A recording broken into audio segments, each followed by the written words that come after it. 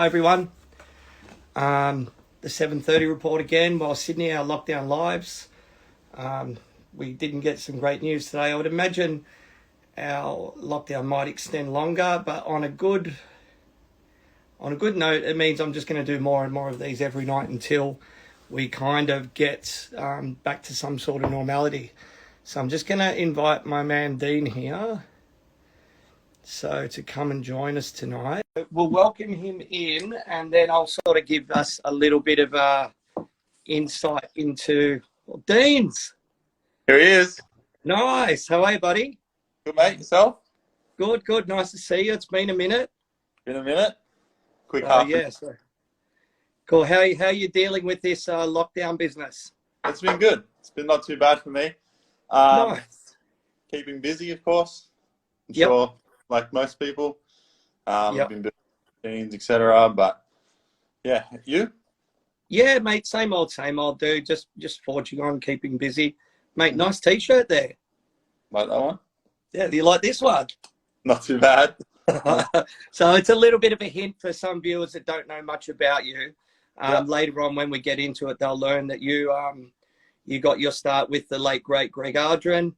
Yep. But I think tonight's going to be a good one, obviously, because we've got quite a rapport with each other. We work together, and we've known of each other for quite a long time. Mm-hmm. A lot of similar, interests and that sort of thing. So yeah, so it should be good. So throughout the night, Dean, if you see, like, we're getting a lot of waves here, so I think it's going to be a good one. So feel free to say hi to people. If any questions come through that you want to answer, by all means jump in and do it. But we'll sort of go from there. So, like, I first met you, man, I can't remember, have to be 7-8 years ago at one of the early Sydney tattoo conventions when it was at the entertainment quarter. Yep. And I remember Greg walked past. I think it was you, maybe your dad and a few other people. And I thought to myself, fuck, man, that's Greg Ardron. Like, and I came over and chatted to you guys and introduced myself. And I think from there, that was the initial sort of connection between us. Yeah. And yeah. then I think maybe not like a year or so after, because remember Lel came out? Were we coming out to East Hills before that, or was that the start of it with Lel? So yeah, that when I first met you that time, you gave us a bunch of prints, t-shirts, etc. Yeah. They're basically, I'm not too sure. Yeah, Lau.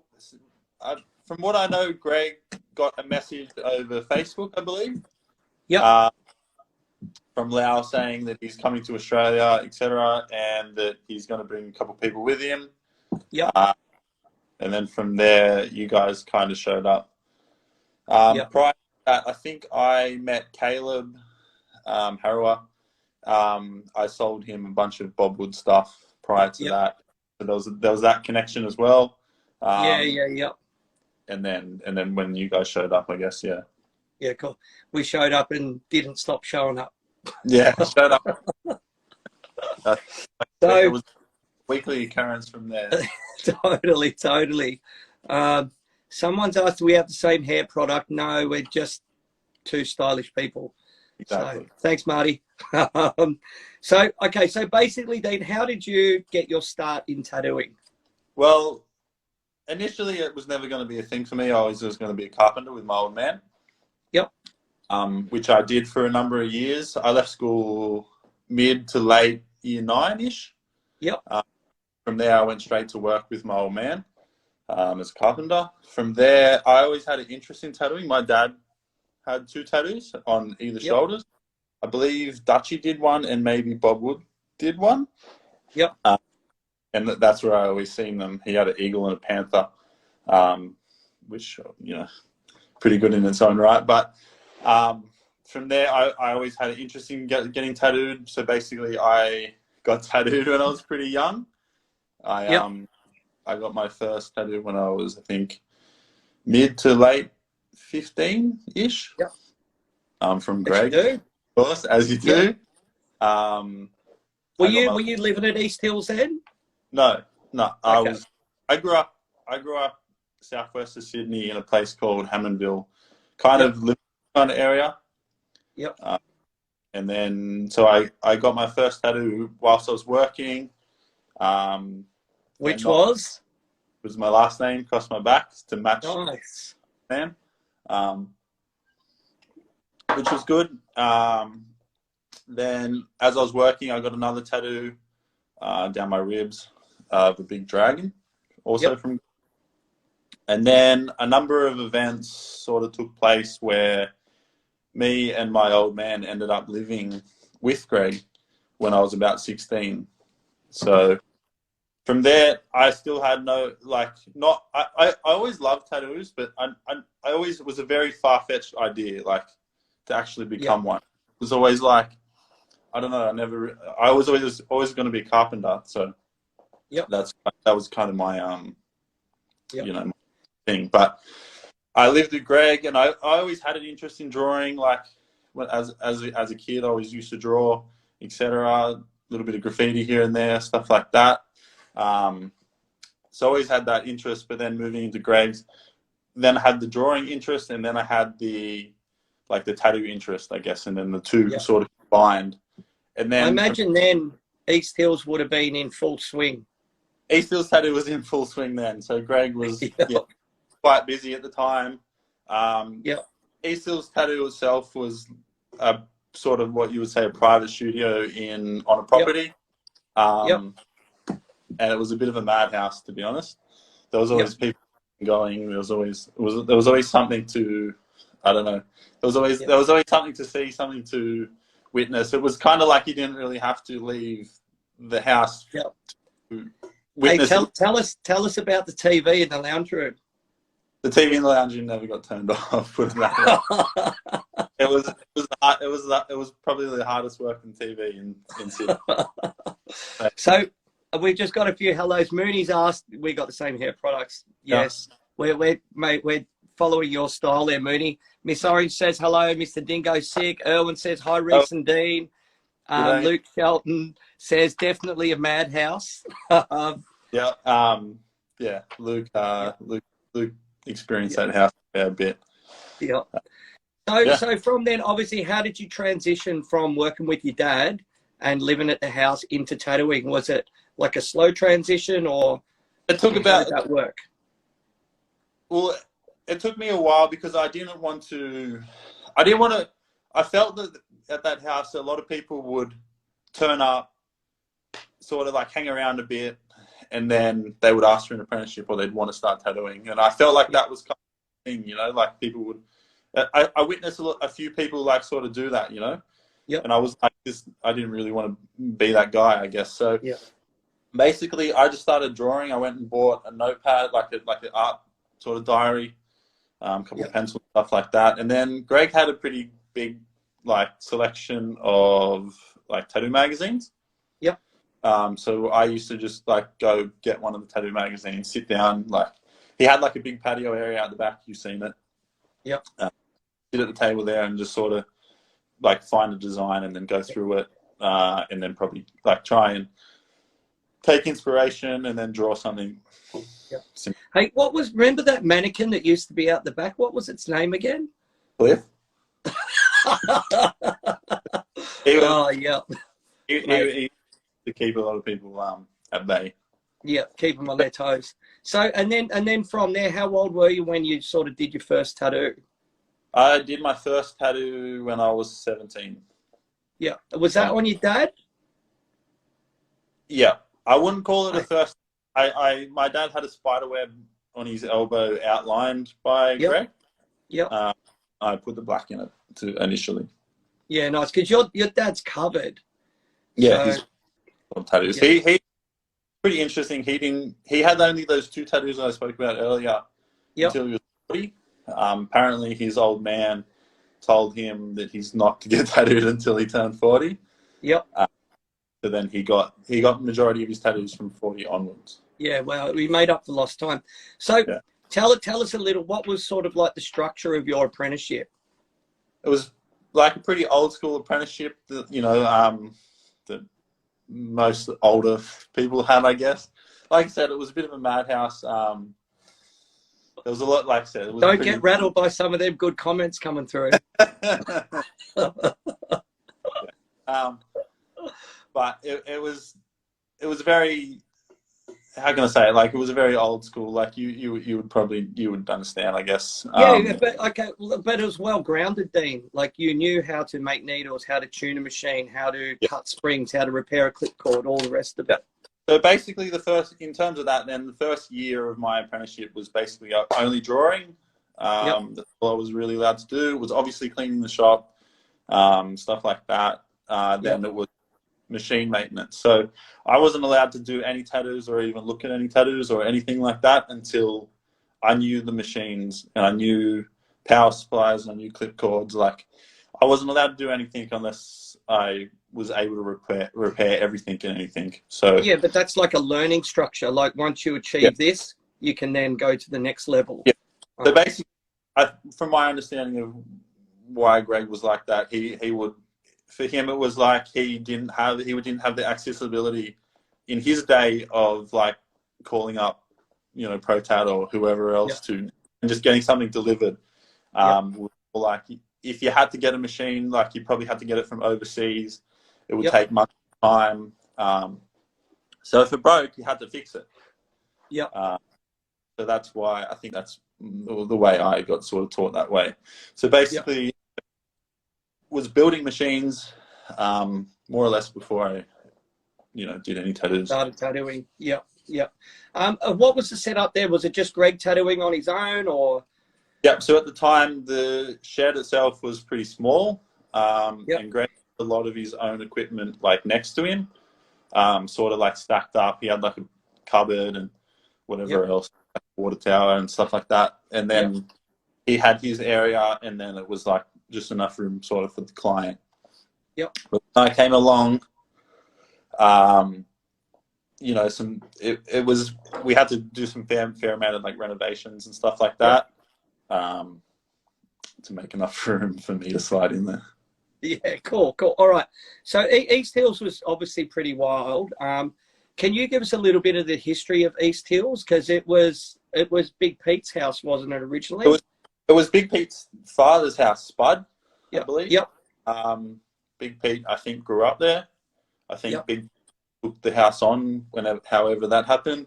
But I think, pretty sure East Hills Tattoo started in 1958. With Big Pete and Bob Wood. The story goes that they got a tattoo kit out of the paper or something like that. And basically started, excuse me. So Bob Wood used to build the machines, machines. Big Pete was the muscle. And they were a tag team together, and they went on, worked there for quite a long time. And then I think, didn't Big Pete go to Tasmania, and Bob then went and opened up in Bankstown, something along those lines? I think they stayed there for a few years and then decided they were going to go their own ways or whatever. Pete went to Tasmania briefly, I believe. I don't think it was that long. I can't say how long it was, but he went with Vic Farr, didn't he? With Vic Farr? Yeah, I'm pretty sure he did. Yeah, maybe. That does sound. But I don't think they had much success there. I don't think it really worked out. So I think they came back pretty quick. From there, Bob went to Bankstown, which he stayed there until the end of his career. So with that, like, obviously, a lot of young tattooers at the moment really, admire Bob Wood, and, Bob's got a real momentum going behind him. You're probably one of the only younger tattooers that's actually spent much time with Bob. Like, you took me to meet him, you and Greg went, and I met him that first and only time at the retirement home before he passed, unfortunately. He was even though he was suffering, like, dementia then, or he was quite old, like, I remember sitting down talking to him about machines, and you could see the spark in his eye, and he was like, started drawing frames up for us, and, that sort of thing. So can you tell us some of your, memories of Bob, of when he used to come around and visit East Hills? Yeah, he used to always ride like a Harley over. Awesome. He'd come maybe every 6 months to a year once. He didn't live very far. He only lived maybe 5-10 minutes away. just in the next suburb. But he'd usually bring something with him. He'd usually bring, like, I don't know, like a roll of coil wire, some binding, maybe some frames or something like that. Yep. And then and then he would just come. He'd always have like a, usually from what I remember, he had a blue. Every time he'd come, he'd have like a blue Sleeve Master singlet on. I don't know if he'd wear it just for Greg or whatever else, but that's sort of how. And the fair few times he'd come, like I was building machines at that time, or at least attempting to build machines at that time. Mm-hmm. And I'd always show him my machines, and he'd tell me what he thinks and tell me what would be good and what maybe not be good. It always seemed like the heavier the machine, the more he would like it. I try and get to build light machines, or try and put my own spin on it, which I have no idea, obviously, but and I wanted to bring some of your early machines here, because when we used to come out to I'll pull a box down in a minute when you keep talking, but yeah, like Bob was a pretty prolific machine builder back in the day, wasn't he? Yeah, he would. If you weren't getting a machine from overseas, you would be definitely getting it from probably Bob. Yeah. If you were in South Wales, or if you knew, around that area, there really wasn't that many other machine builders. There was probably a handful, but not like Tattoo Supply. Like Tattoo Supply, yeah. Also, talk to us about like Greg's machine building, because he was quite a prolific machine builder himself. Like bend up frames, obviously welded together frames, but we've seen a lot of perspex stuff that he did. Yeah, he used to do like a fair few runs in his time. I think he started like a little shed in Vaucluse, where he used to live when he lived out there. I think it him and Jeff lived together there, didn't they? In opposite flats or something? Something like that, yeah. I believe the interest came, he used to build a lot of choppers, or like a lot of like sort of triumphs kind of thing. Yep. And I think where like the metalwork kind of vibe came from. Yep. That and he was a sheep shearer when he was a kid, so I like that sheep shearer farm sort of vibe. That you're always going to be able to make something or fix something, or it just comes with the territory. But yeah, from there he was always building machines. He was always like trying to come up with something. That's where probably the perspex sort of thing came from. Yeah, did a fair few perspex machines and sold them throughout Sydney. Some older people would probably either have them or know about them. Yeah, I remember like after we came out to East Hills quite a few times and everything, and we were just like blown away by one, the tattoo room itself, by two, just Greg in general being so welcoming and hospitable towards us, and so generous with his knowledge and stories. But also, his machine collection. Obviously, we got a lot of the Bob stuff through Greg, but his own collection as well. He was very kind to share it with us and show us stuff, but also, how well he categorized everything and had everything in order. You could see, the love of tattooing had never faded with him throughout the years. It was very like fastidious of where everything went, and everything had like that house was a pretty big property, but it was pretty jammed packed full of things. 100%. Yeah. You'd probably think it was like a hoarder house or something, but but it was mad. And everything had a spot. And the same could be said about his tattoo collection. Yeah, for sure. But I remember you like past comment one night, because we were all like in awe. Like, we'd spend time out the back in the tattoo room. Then we'd come up go through all the machine stuff, and we'd all be like wheeling and dealing and buying stuff. And then we'd obviously like end up in his office, and he might pull out like a business card folder and go through it all with us and talk to us about everything. And I remember one time you saying to us, like passing comment, like, "Oh, isn't this normal?" So for you it was normal, but for us it was like, we'd found the Holy Grail. Yeah, but a lot of things have been desensitized to me at that point around that. Yeah, Yeah. That was, So there's some good comments coming through, like, yeah, East Hills, and then Stacey Marie, yeah, lots of contraptions. You know, yeah. like, yeah, it was an amazing amazing place. So I think on that, what we'll do, Dean, we'll start to move on and talk a little bit. So one question: what was one of the best things that Greg taught you, Um, there were so many. I or guess. like a saying, Hey. a good saying? You've said it a few times.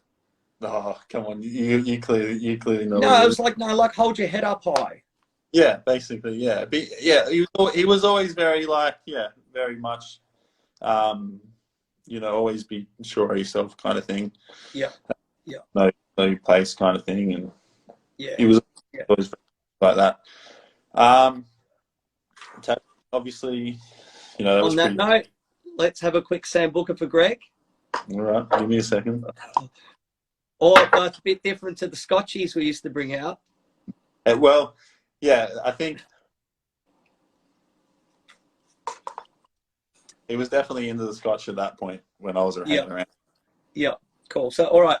So we'll move along now. So after East Hill, so basically Greg moved back to Mudgee.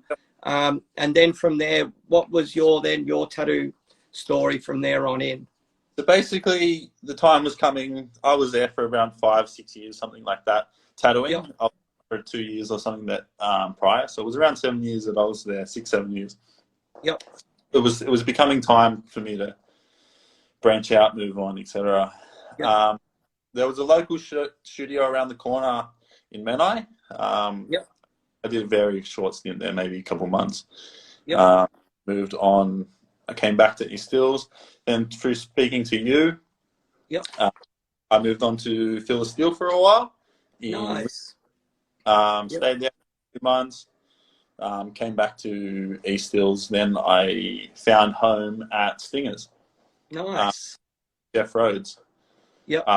I stayed there for a few years doing pretty much the late shift, like the late shift, and Yep. there I was there for around 2 years, 3 years. Yeah. Something No. like that. So when you say the late shift, what's that?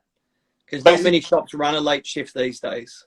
So basically, I used to do the double shift, is what it was called. I used to do 40, it was, and I'd have to be there at, I think from 10 a.m. I remember. Yep. And I would stay until midnight. that night. Wasn't that St. Mary's an interesting area? Wasn't there like an interesting shop next door to it? Upstairs? Yes. Upstairs? Yeah. Yeah. It was. So, back to, how tattooing sort of was always, grassroots area.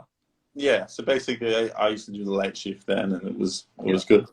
It was a good. Who were you working with? Who was there then when you were working there? So Jamie Goodhue works at Bethel Glory in Sydney. Dominic was there at the time. Yep. Dominic's son was there as well, and Tom. Oh yeah, Tom Baker. Tom Baker was for a little while as well. Yep. Maybe I've forgotten a couple of people, to be honest. Yeah, cool. But, and then after that, did you do a stint with Mooney? So Stingers shut. Yep. They were forced to close due to the tattoo licensing thing. Yep. I did a short stint out with Mooney at Crossbones. Yep. I was there for a few days a week. I didn't. Yep. I wasn't there necessarily full time. Yep. I would basically. Was that at the new one that took over from Fat Tats? That was the one at High Street. Yeah. Yep. That was that. Which was good.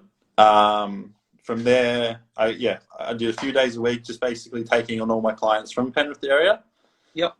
I think at the same time, that's when I sort of jumped on board at Little Tokyo. Yeah, Little Tokyo started up in the Surrey Hills location. Yeah. Yep. I think I was, or if not one of the first people to sort of do a tattoo in that. Yeah, totally.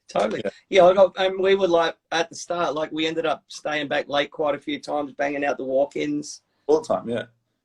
And like you've seen it grow from. Well, we've known each other from even the Bondi Junction store. And I think, haven't I got you to build quite a few sets of machines for the crew over the years? Yeah, I think maybe 3 or 2, 3. Yeah.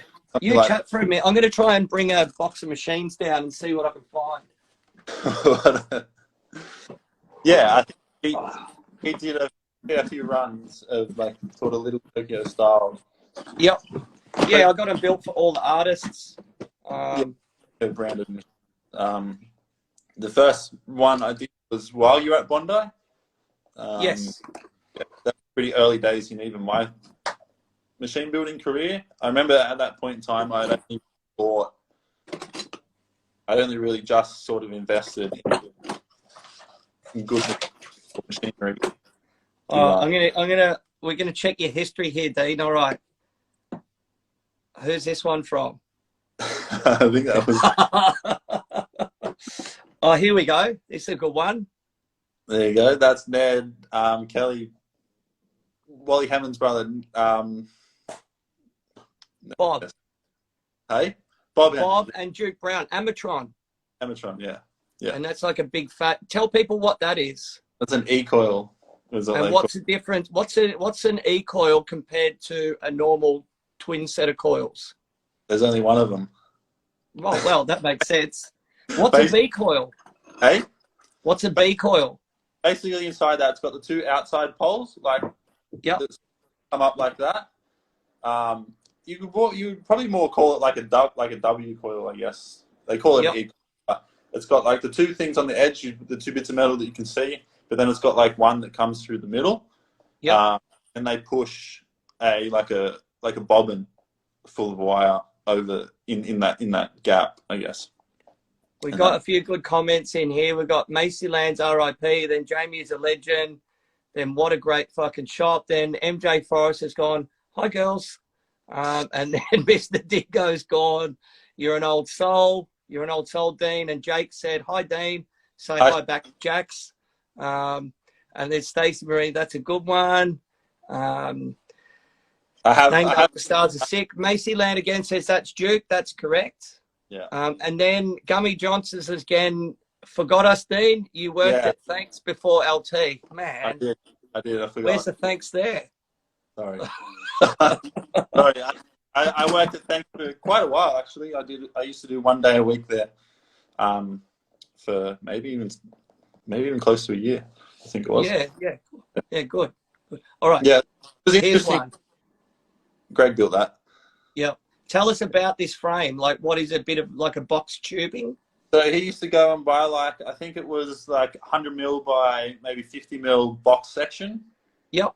And then because he would always say that you can't always get a 90-degree bend. Like he would say you can't, more like he couldn't get a 90-degree bend, but it was always sort of difficult to get that 90-degree bend for him. So easiest way would be that he buys a box. Here's another beast. Yeah. Those are big fat coils. Yeah, that's great. Look at this big beast. Isn't this something that apparently Big Pete had? Potentially. Yep. Equal. All right. What else have I got in here that I can? Here we go. That one. Yeah, that's a not even like an Old National or something. Yep. Well, and then there's a hint here on the frame. That's a great one. That one. So yeah, there's a few machines that I've sort of collected over the years from Greg. So with your machine building, Dean. Sorry, I'm getting a bit sidetracked here. I'm going to go. Went off on a tangent. So you came to Little Tokyo and you yourself and your dad have helped Little Tokyo with its expansion over the years. Yeah. But one of the things I'm most proud of is seeing you grow to where you are now. You pretty much now just specialize in black and gray.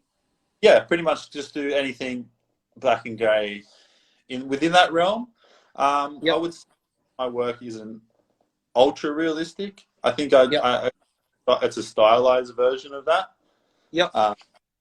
it's just something that I've always, I don't know, gravitated to. Yep. Being grey.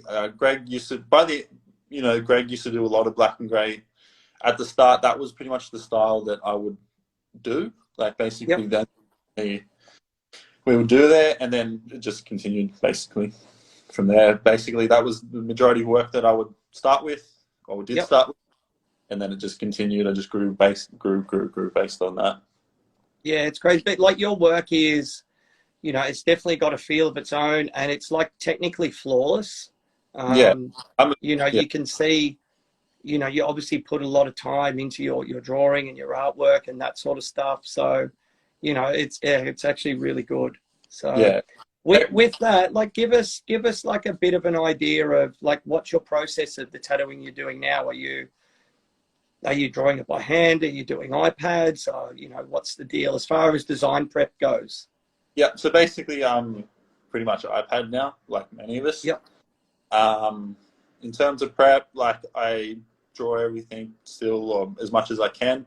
Basically, I'll use reference, and then I'll stylize it from there. So Yep. I'll use however much reference, and then from there I'll base a drawing off that, and then I'll sort of create it and make it my own, if you will. Yep. Yep. From there, What are your like some of your favorite images to tattoo apart from compasses and pocket watches? well, even another one might be, I do a lot of roses. Roses are cool. Yep. I do a lot of. Mate, you got mad roses. Like I love your leaves. Like they've got your flair to it, and you can tell it's a Dean rose straight away.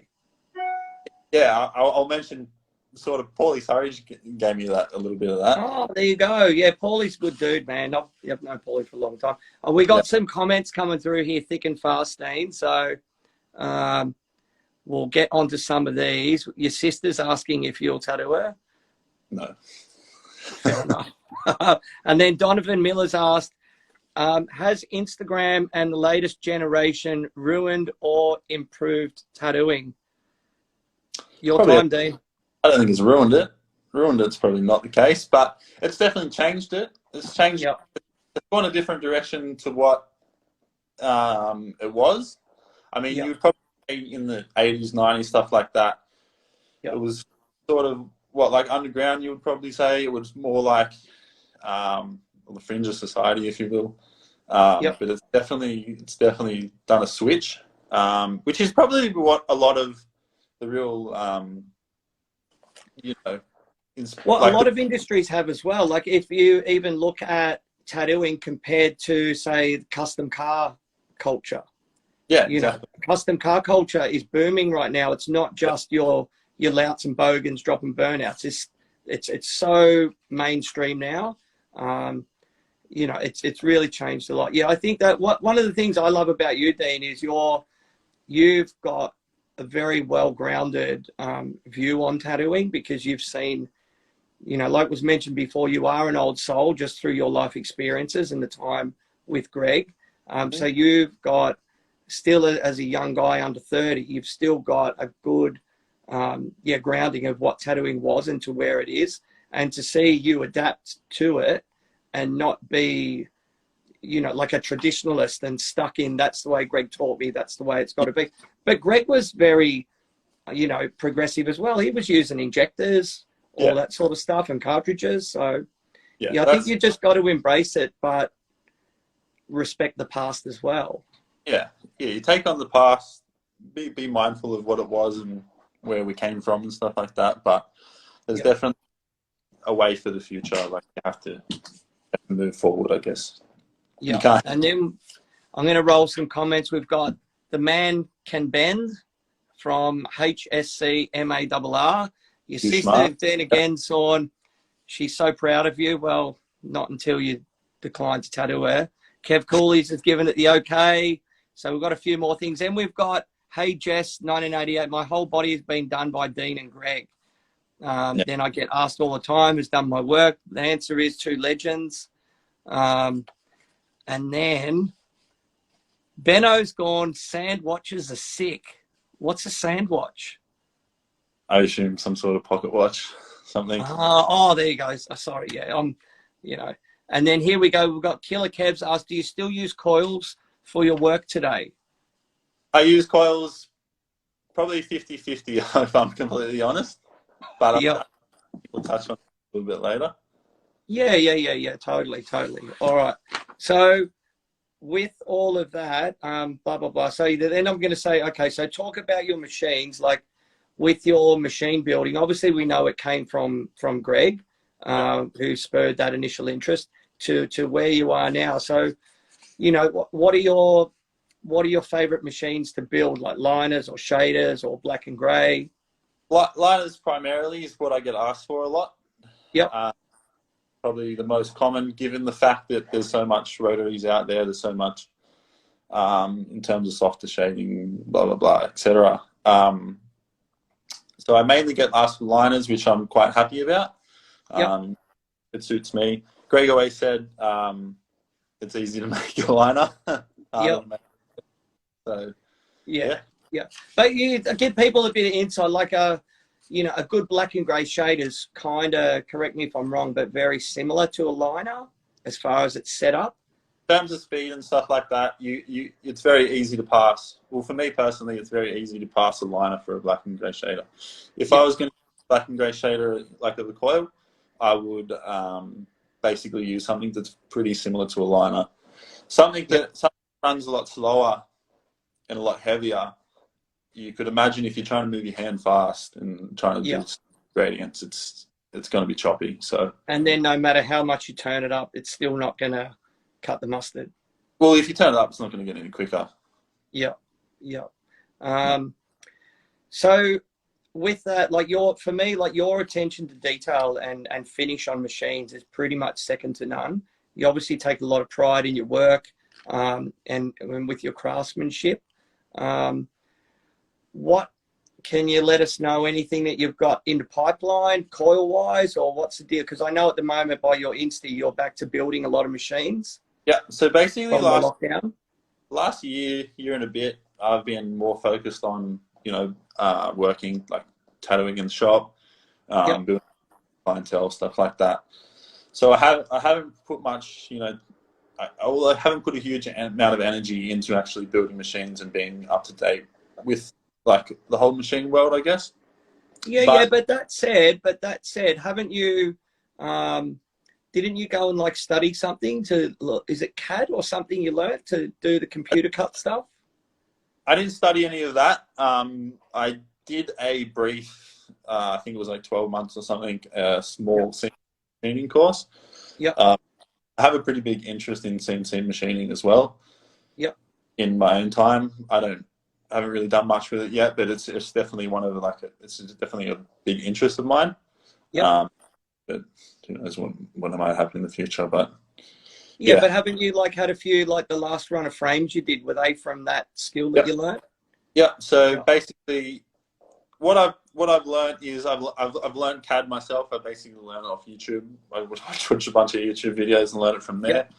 Learned how to use the program, learned how to do everything like that. And then the last run of machines is, if anyone looks at my machine page, you will see basically one style. It looks like a bit like a J sort of shape. Done based on my designing, and then I sent them off, and they were machined by a company. Do you do, because I know you've done it for me quite a few times, but do you do rebuilds for people if they ask you? If they ask me to, I would do it depending on what your it workload is. If I've got time, if I'm machines at the time. Well, maybe now you've got time. Maybe, or I've got more than enough time now. I've actually got a few machines to build this week, so nice. For those guys that have jumped on board and kept me busy, kept me working. All right, cool. So let's talk about what's your personal setup. You mentioned that you still use coils in your daily arsenal. What else do you use? So primarily I'll use rotaries for most of sort of the shading sort of stuff, just to get things super smooth. I use rotaries for 3 liners and stuff like that, maybe 5 every now and then. But Yep. anything more than that is I'll use coils primarily. I don't bother using cartridges or anything like that. If I need to do a 5-liner or above, Yep. I'll be using needle bars and coil machines basically. Yeah, cool. We've got a flurry of comments coming through. So Holmes, I'm going to just some of them. Homestagram's gone. Amazing art, Dean. Well done, fella. Macyland, we want to rebuild. MJ Forrest has asked, how much of a machine frame shape, practical versus style? Are the different shapes just a signature of the builder, or do the different shapes serve a purpose? Good question. They can. It for me personally, it's a lot of sort of aesthetics, I guess. But within that, you need to be aware of where things are, where thicknesses are. Like things that need to be thick where they need to be thick, when things need to be not. So you can sort of cut things down where you need to be, I guess. Yep. Yeah. So you do have to take things in account or into mind when you're designing a frame. Yep. Obviously, geometry is a massive part of it Yep. for me personally. So, yeah, it's things need to be where they need to be. Other than that, it's aesthetically pleasing, more or less. Yeah. People can put in there like somewhere like a little loop for the for your elastic band, something like that. You know, device is always changing. People are always doing different types of tube devices. Yeah, they're all the little fancy bits, aren't they? They're all the extra attention to detail. So Jimmy May's gone, I might be late to the party, but how long does it take to build a machine usually? It depends. Good question. Yeah. Thanks, Jimmy. Say what if it's, say you're winding the coils, you're welding the frame together, as opposed to having like a CNC cut frame? If you do it the hard way, if you cut everything yourself, do everything yourself, it'll generally take me a day, like a whole day. If I do it based on the CNC sort of stuff, probably a lot of like 3-4 hours of the work is actually sort of done for me. I'll just have to wind coils, put it all together, stuff like that. But you still like spin all your own armature bars and binders and all the rest of it. Yeah. There's a lot involved. It's not like the difference with Dean is Dean's an actual machine builder as opposed to a machine assembler. And to clarify that is somebody that just buys lots of different parts and then just puts them all together. So that's an assembly line, and they try and, not taking anything away from them, they still do an amazing job, but there's a lot more heart and soul in a builder. And then Rochelle Buckley.art has asked, when it comes to creating, do you get more joy from machine building or tattooing? Same. I have to say. Yeah, they've both got their. It's interesting. Like, if I was to spend a lot of time machine building, and then I did a tattoo, I'd be like doing, But if I spend a lot of time,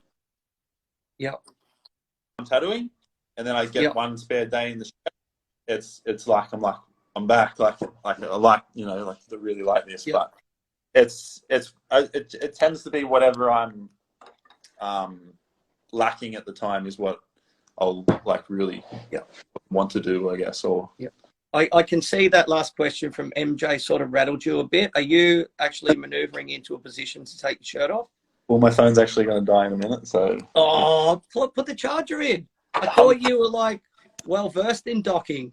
So the question is, thanks for answering. If I'm honest, the advertising for the Insta Live implied a lot more male nudity would be involved, and I feel a bit ripped off. But let's talk about that group shot. That was amazing. One of them, there was me, you, Mayo, Duncan, Will Brown, Caleb, Gummy. Yeah, that was on. That was like one of the last nights at East Hills, wasn't it?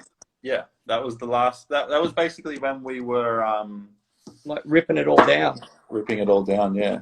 Which was cool. All right, we got another flurry. Oh, here we go. Gummy's asked, have you got a favorite machine frame, period of time, and builder? Interesting. Not really, to be honest. I like everything. Everything's got its own sort of use or interest. I do enjoy a lot of like older machine, a lot of old Australian sort of guys. Yeah. But then I like a lot of other people as well. Yep. Dave Bryant in the UK, he'd probably be one of my favourite machine builders. Yeah. Other than that, then all the old Australian guys, basically. Yeah, nice. Let's give a shout out to Johnny Paul that just passed away. Like, what a legend.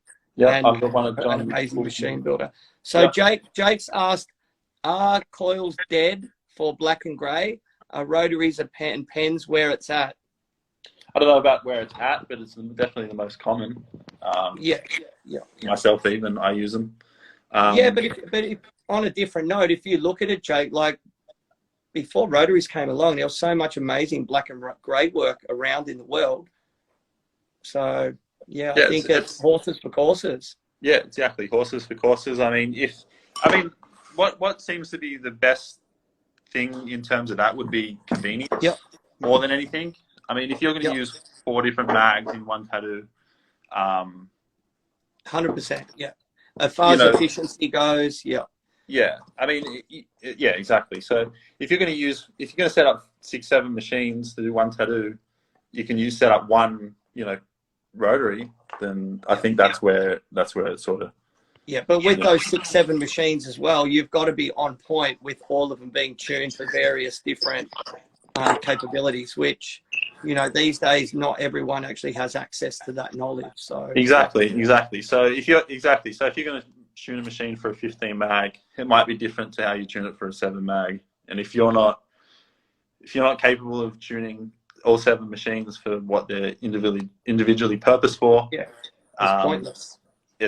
You're going to find it difficult. So Mitch Oscars just asked, have you ever tried your hand at building a rotary coil hybrid like Dan Cuban / No Irons? Do you want to drop the bomb on the world, Dean, or did I just do it? Did you? I've like I said, I haven't been building machines a lot over the past year or two, but I've definitely been working. It doesn't mean I've been I haven't let it lay by the wayside, as you will. I've still definitely been working, designing machines. And it's just like you said, attention to detail. I'll only let something out if I'm pretty certain on it. So. Yeah, it must be quite daunting because obviously your name's on it. It's you, it's your brand. Like you've got to be. Yeah. Exactly. So we've got Kyle Pearson Art. Hey boys, what would you say makes Australian built machines different from other build styles? I'd say that might be nowadays. I would say I'm going to jump in. They might be on a even par, but back in the day, what were some of the different characteristics, Dean, that set Australian machines apart from England or the UK? That's basically what I was going to say. So, in the early days, we used to use a lot of really thin armature bars. Frames seem to be maybe a little bit thinner back then as well. Depends who you get them off, I guess. Depends on who you would have been. And high voltage. Hey. And high voltage. High voltage as well, yeah. In the early days, we adopted AC primarily, like a lot back in the day, and a lot of like the older guys were using AC for a long time, and I think we used it for a lot longer than the rest of the world. I think we sort of hung on to it. So definitely the different current AC being we primarily use DC now, but can you, sorry to cut in, can you explain to people the difference between an AC machine and a DC? Like my understand, like an AC machine is pretty much like a rotary. It ain't going to stop. Yeah. So basically how AC machine works, if anyone knows how power works, AC is like alternative current. So the current itself has got like a waveform that sort of comes through it. It goes sort of switches on and off, switches on and off, switches on and off. Where DC, it's just a direct current. So you'll just get that flow that will come through electricity. And then from there, we use with a DC machine, use capacitors and stuff like that to sort of change things up and control things, if you will. But the AC, they basically run, and like you said, they don't stop running. Yeah. All right, here we go. Mr. Dingo's asked, are there any books you can recommend, like the Steve Godoy's Tattoo Machines and Their Secrets? The old classic Tattooing A to Z, but I think these days you know, the internet. Like you can YouTube anything. Would be In fair terms to of say, Dean? in terms of wanting to learn coil machines. Yeah, or information on them, like Machine Gun Magazine, if you can get that. I'm sure that's around. The most common Which is is the Fury one, which yeah, is well, like isn't it machine.com? He's got some website. yeah. I'm just going to drop this one to the world. Aren't later on in lockdown when we get extended, which is inevitable. Didn't you say to me today that you wanted to do like a basic machine building Q&A one night? Yes, you did. Did I? So, but all right, let's move on a little bit. So, okay, tell us about your love of engineering. We've got 9 minutes left, so I'm going to like move on pretty quick. So you obviously you love your cars. You used to be right into dirt bikes. What gets you excited engineering wise? I just like making things. Simple as that. I like basically in terms. I've got a pretty big car obsession at the moment, which I really like doing. But the thing about it for me is, if you gave me all the money in the world and I got a shop to build the most erratic, best car you could ever imagine. Yep. Obviously, I would enjoy it like everybody else. It would be a great thing, but I would much rather take all that and I would try and do it myself, if that makes sense. Obviously, because I ain't no professional in the car game or anything like that, I would fall short. But for me, it would be more about doing it and achieving it than actually having it, I guess, if you will. Well, a lot of people that are successful at things, they all say like the joy is in the actual doing, not the end product. Like the enjoyment is in the doing of it, or the putting in the hours, and the end product is it is nice, but then and you're proud of it, but then you're looking for the next challenge to move on to.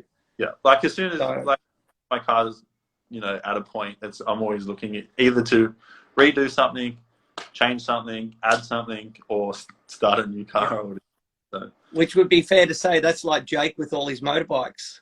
Same thing, same thing. But you're always going to do something else. But I think that's just fulfilling some sort of alternate creative desire that you've got, as opposed to tattooing is just one small outlet. That's your creative outlet, working with your hands, doing so many different things. Doing that, learning that online stuff is cool. MJ's again gone. Johnny Dollar with that quick change vice. Mate, apparently he did. It was confirmed by Lyle that Johnny did come up with it. There you go. So it's good. We got a lot of tonight. I just say thanks to all the viewers tonight. This has been a big one. We've got a lot of loves and a lot of questions. I'm sorry that we haven't been able to answer them all, but like I said, in the next week or two, Dean is going to do a machine maintenance Q&A, aren't you? Yes, boss. So with that, like, what's the future hold for you, Dean? Obviously, after this lockdown business, like, what are some of your your goals, or like, what do you want to do machine wise? Like, I nearly dropped the bomb before, but you're not going to, and I'm not going to again. Well, first things first would be get back to all my clients.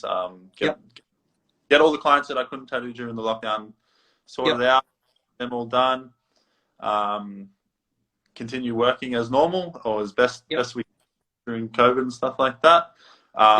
And I would like to push machines a lot further than I have in the last couple of years. So basically I've got a design or a few designs of machines that I'm working on.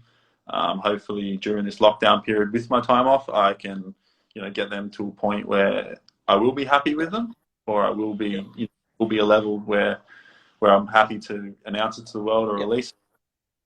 In fact, on a quick side note, can you pull down that big thing from behind you on the wall? Seriously, that bit of flash, because I think people would love to see it. And talking about machine builders, so hang on, here we go. This is some original artwork from, and tell us a story about it, Dean. Like, you got this from Jeff, didn't you? Yeah. So that is a Bill Finesse flash sheet.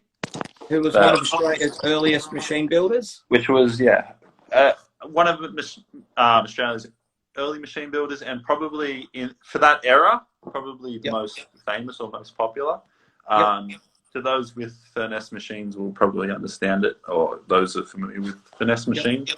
A finesse machine is a pretty much a pinnacle of Australian old school tattoo machines. So if you do have a finesse machine, you'll hold it pretty dear to yourself. And didn't you quite a few years ago? Didn't you do like a tribute run of the finesse machines? So basically, Greg had an original finesse that was not modified or had all the original parts on it, etc., which was pretty rare because back in those days, if something broke, you fix it with something else. It wasn't you things unmolested, basically. Yeah. So basically, Greg had an unmolested finesse machine, and I had the bright idea to do a run, recreating those machines. So I ran, I think it was 6 or 7. And I imagine you learnt a bit from it, like walking in Bill's shoes.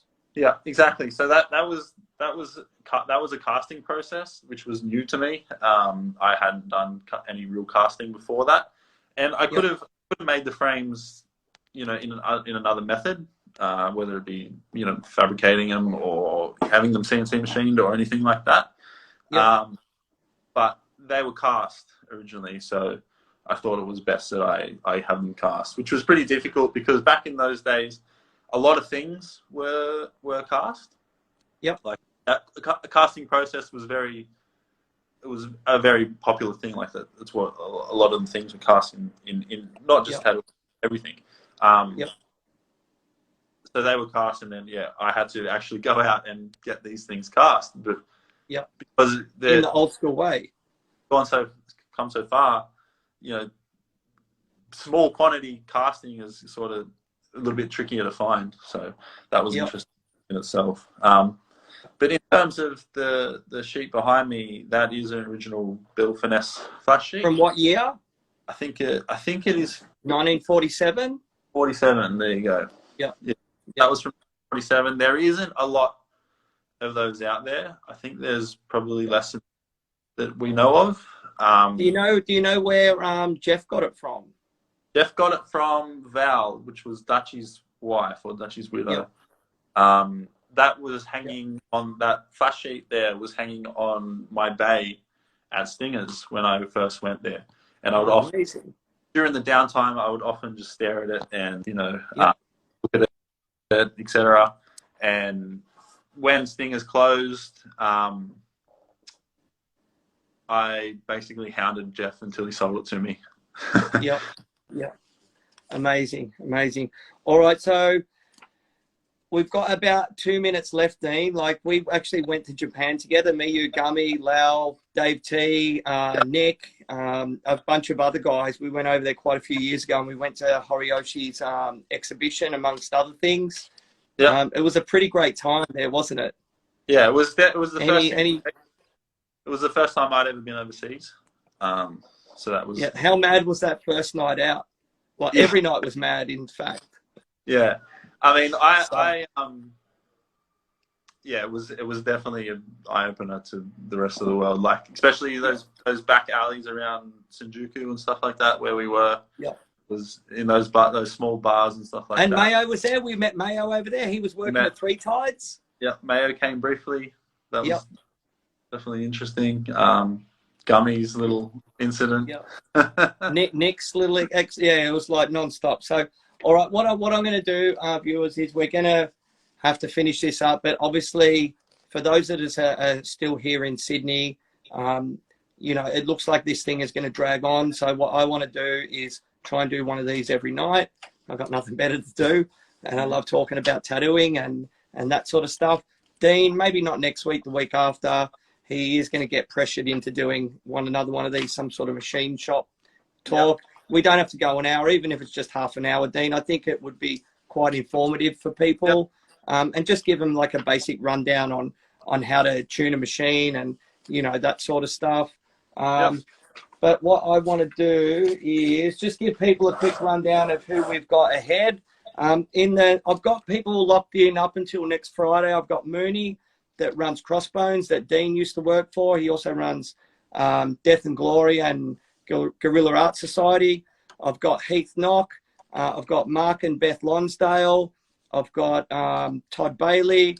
I've got Ron and Lons G. I've got Luke Muller from Queensland.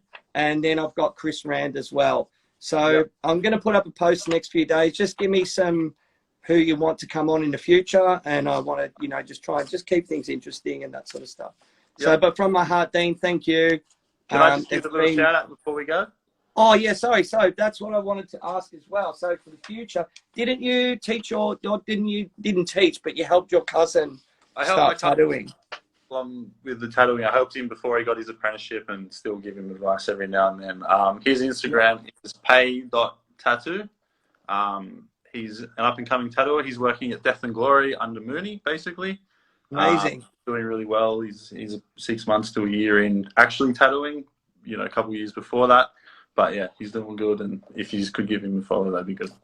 Yeah, amazing. We'll put it in the notes after this when it goes up to YouTube and all that sort of stuff. But I remember you showing me some pictures of his work. He's doing like super nice, clean work. Yeah, he's doing good. He's definitely obviously using Dean Reardon machines.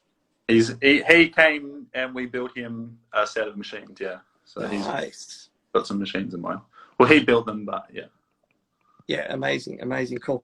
All right, I'm going to bid you good night, Dean. Thank you. I really appreciate it, and see you when I see you. All right. See you guys. Well, thanks, viewers. Ciao.